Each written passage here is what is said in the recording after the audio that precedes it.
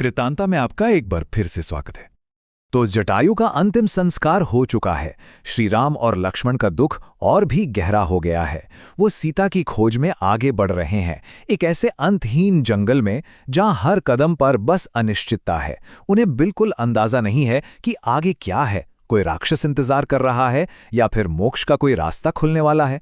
मन में बस शोक है और सामने अनजान खतरों से भरा रास्ता। तो अब ये दोनों भाई क्रौंचारण्य नाम के एक जंगल में पहुंचते हैं। अब ये कोई मामूली जंगल नहीं है। सोचिए, चारों तरफ से घने पेड़, लताएं, एक ऐसा रास्ता जहां से निकलना भी मुश्किल है। और ऊपर से सीता के अपहरण का दुख उन्हें लगातार खाए जा रहा था। मतलब एक के बाद एक संकट।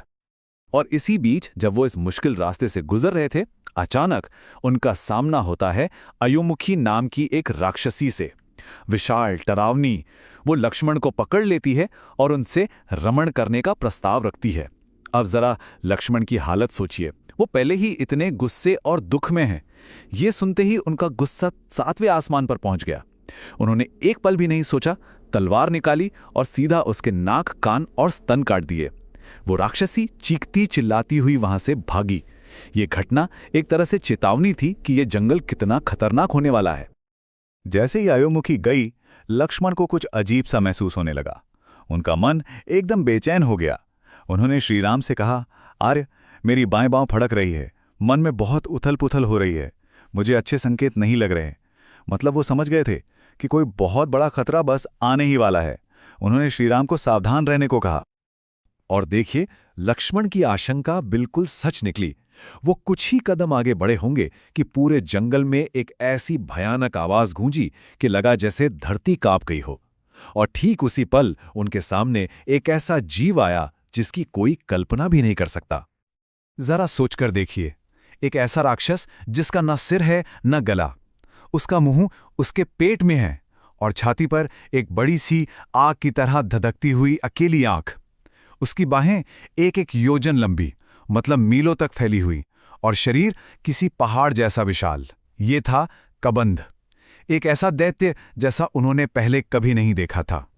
राम और लक्ष्मण कुछ समझ पाते, कुछ कर पाते, उससे पहले ही कबंध ने अपनी वो लंबी लंबी भुजाएं फैलाईं और दोनों भाइयों को एक साथ दबोच लिया। वो महान योद्धा, जिनके पास धनुष भी थे, तलवारें भी थीं, उस अजीब से राक्षस की पकड़ में पूरी तरह बेबस हो चुके थे। इस एक पल में लक्ष्मण की सारी हिम्मत जवाब दे गई। उन्हें लगा कि बस अब सब खत्म, अब यहां से बचना नामुमकिन है। उन्होंने श्री राम से कहा, रघुनंदन, आप मुझे इस राक्षस का भोजन बन जाने दीजिए और खुद को बचाकर निकल जाइए। वो खुद की कुर्बानी देने को तैयार थे ताकि श्री राम सीता को ढूंढ सकें। शायद उनकी यात्रा का ये सबसे हताशा भरा पल था। लेकिन श्री राम, उन्होंने हिम्मत नहीं हारी। उन्होंने लक्ष्मण को समझाया, वीर, इस तरह निराश नहीं होते। और फिर उन्होंने एक फैसला किया। उन्होंने सोचा कि इस राक्षस को मारने से बेहतर है इसकी ताकत का जो स्रोत है, यानी इसकी लंबी भुजाएं, उन्हें ही काट दिया जाए। और यही वो फैसला था जिसने आगे की पूरी कहानी का रुख ही मोड़ दिया, एक अप्रत्याशित मोड़। बस फिर क्या था, दोनों भाइयों ने एक साथ अपनी तलवारें निकालीं। श्री राम ने उसकी दाहिनी भुजा पर वार किया और लक्ष्मण ने बाईं पर। एक ही झटके में दोनों भुजाएं कट गईं और वो विशाल राक्षस एक जोरदार चीख के साथ जमीन पर आ गिरा। लेकिन कहानी यहां खत्म नहीं हुई। असल में यहीं से कुछ ऐसा शुरू हुआ जिसकी किसी ने कल्पना भी नहीं की थी। भुजाएं कटते ही उस राक्षस ने पूछा, आप दोनों कौन हैं? और जब उसे पता चला कि ये राम और लक्ष्मण हैं, तो उसने अपनी पूरी कहानी बताई। पता है वो कौन था? असल में वो एक बहुत ही सुंदर और शक्तिशाली गंधर्व था, लेकिन उसने कुछ ऋषियों को डराया था, जिसके कारण उसे ये राक्षस रूप का श्राप मिल गया।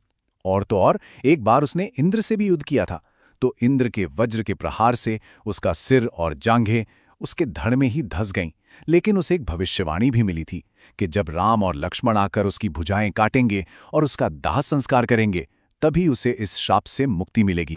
तो कबंध ने उनसे अनुरोध किया। उसने कहा कि इस राक्षस के शरीर में रहते हुए उसे कुछ याद नहीं, कोई दिव्य ज्ञान नहीं है, लेकिन जैसे ही आप लोग मेरा दाह संस्कार करेंगे, मैं अपने असली रूप में आ जाऊंगा और तब मैं आपको सीता को खोजने का रास्ता बता सकता हूं।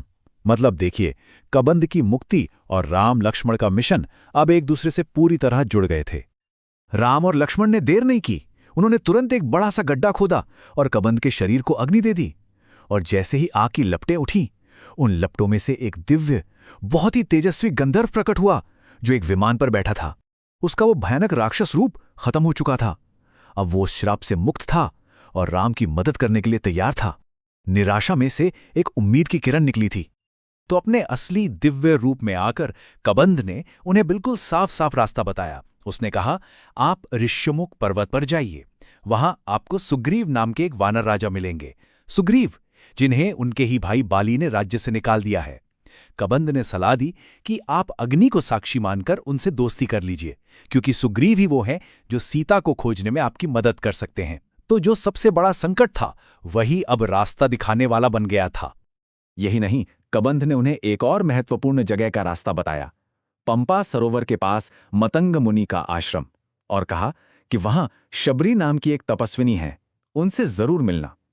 तो कबंध के बताए रास्ते पर चलकर राम और लक्ष्मण उस बेहद शांत और पवित्र आश्रम में पहुंचे। एक ऐसी जगह जहां कोई बरसों से सिर्फ उन्हीं का इंतजार कर रहा था। जैसे ही शबरी ने श्री राम को अपने सामने देखा, उनकी आंखों से आंसू बहने लगे। उन्होंने कहा, आज आपके दर्शन पाके मेरी तपस्या सफल हो गई, मेरा जन्म सफल हो गया।